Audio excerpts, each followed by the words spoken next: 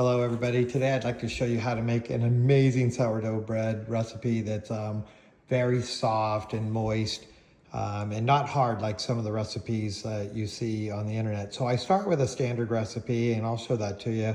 And why don't we get started on it here. I know these look like chicken scratches. I'll explain these in a minute. Basically it's a standard recipe. I use the King Arthur recipe. If you Google King Arthur, the best everyday sourdough, it should come right up. And you'll see a guy that kind of looks like this, and you just Google the best everyday sourdough.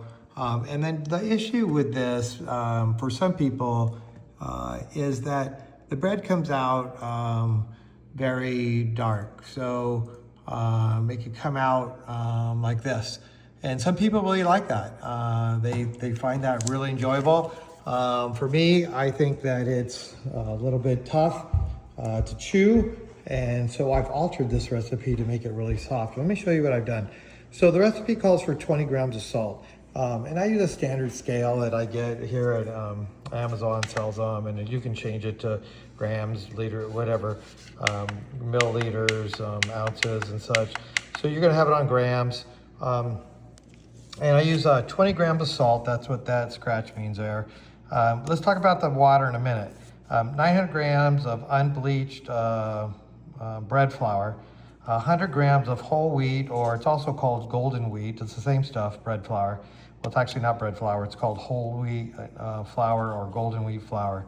And then you're gonna have your sourdough starter. It says 40 grams. You know, you can use 50. I use 50 to 60 grams all the time of starter. But that's it, that's all you need. I find 80 grams of water is too much. And also, it's not gonna give you the soft bread that you're looking for. So what I do is I replace 10% of this with avocado oil. So I use avocado oil. Some people might use extra virgin oils, olive oils, but I use avocado oil. You can use whatever you feel is safe for you, in a high heat environment. So if you use 80 grams of avocado oil, that would leave you with 720 grams on this water recipe. I feel like 720 grams is too much water. And let me show you why. I think that what happens is it's going to cause, when you put your dough into your Dutch oven, it's going to cause your dough not to maintain its shape, and it's going to flatten out. You're going to have this real thin piece of sourdough, which is not good.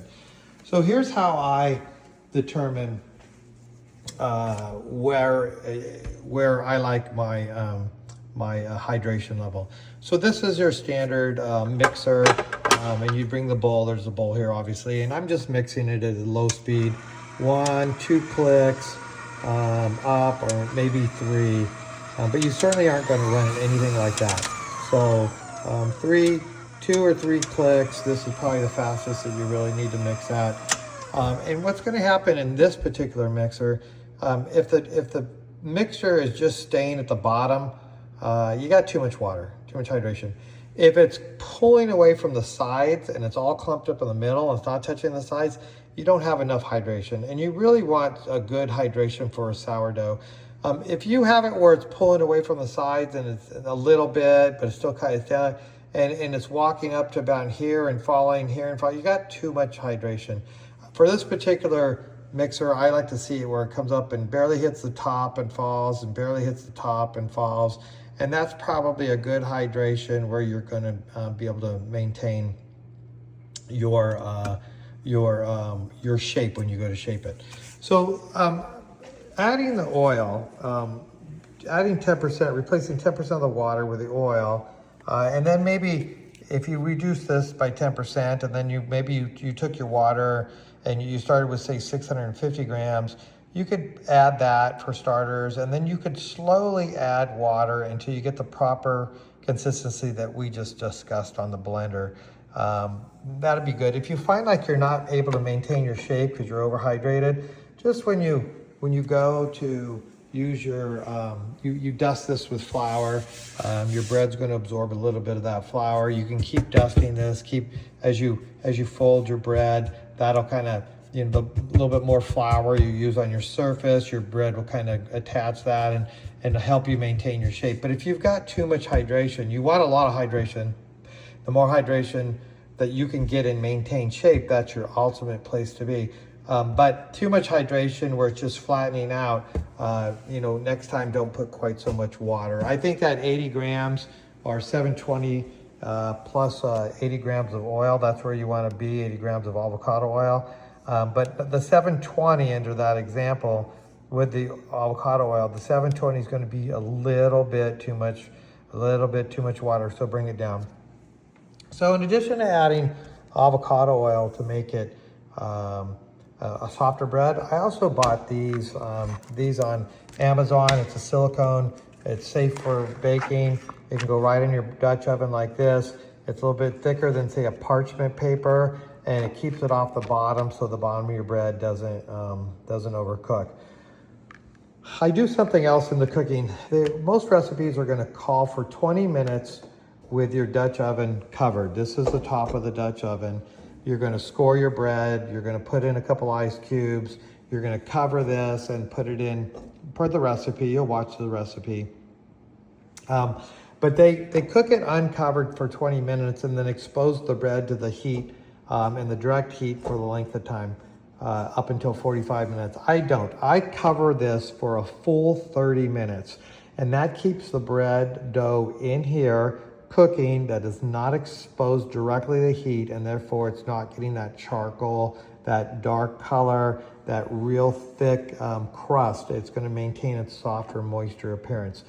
The second thing I do, in addition, or I should say the third thing, in addition to the oil and using this and the cover for 30 minutes instead of 20, I also use, when I uncover this after 30 minutes and I cook it for the final 15 minutes, because the recipe will call for 40 minutes under heat.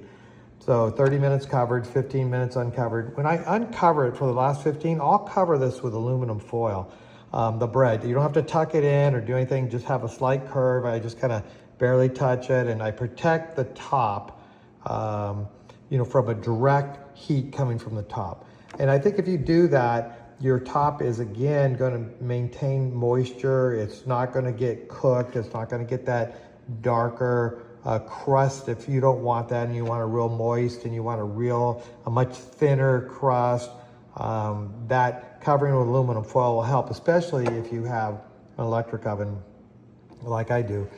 Finally, what I do is I usually cook this always on the lower shelf of your oven. And underneath that shelf on the bottom of your oven, I place a pizza stone. And it's your standard pizza stone that's round, and it's going to go around, you know, around the bottom, just on the very bottom of the oven. And then you're going to have a shelf, and this is going to be on the lowest shelf, and take the rest out. And that pizza stone is going to keep the reflection of the heat from the bottom of the oven coming up and hitting the bottom of your Dutch oven. And it's also going to keep the bottom of your bread from overcooking. I think if you do those changes, reduce your water just slightly, but replace the 10% of the water with avocado oil, add your silicone bottom, cover with your Dutch oven top for 30 full minutes, not 20. I don't remember what his recipe calls for, 20 or 25, but 30 full minutes, and then cover it with aluminum foil, and then use a pizza stone underneath on the bottom of your oven. I think you're going to come out with the best sourdough, light, just wonderful sourdough. It's kind of amazing.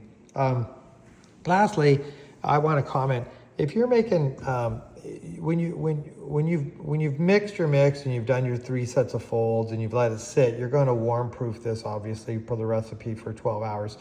Don't be alarmed if you don't get a double. You want a double, but if you don't get your dough to double, I found that in a high humidity environment or in an environment that isn't very warm, that the dough takes longer to double.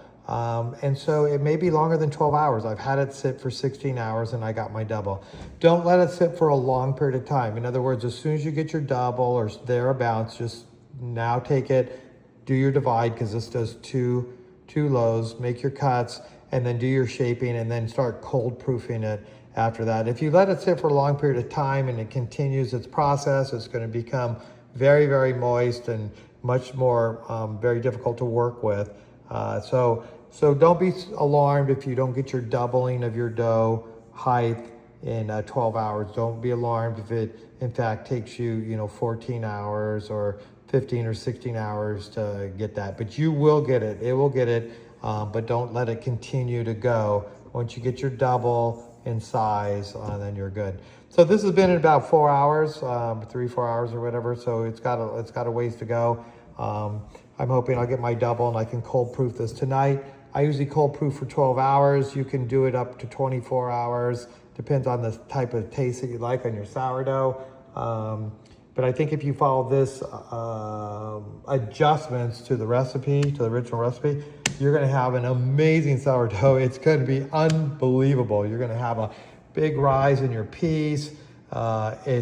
It's just, the last time I made it was just last week. It was incredible. And I'm making it now. It was so good. I'm just gonna follow the same recipe. Also, lastly, what I did last time was I have a rosemary bush, and so I took the very new growth off the rosemary. I took that because it's the softest, and I took the ends off the stem and didn't use the stem, and then I cut the green part of the rosemary up, real fine pieces, and I sprinkled it over the top of the dough when I shaped it here. And then I just kind of gently patted it in so it stuck. Oh my gosh, the rosemary flavor. And then if you want to do that and you want to coat it with just a light coating of your avocado oil, maybe with a brush, silicone brush, and then sprinkle it with that rosemary and gently pat it in there. That slight rosemary, just to die for. It was really, really good. So I hope this helps. And I think if you're looking for a light, airy, non-thick, non-dark crust, something that's very easy to chew, you're going to just love these adjustments.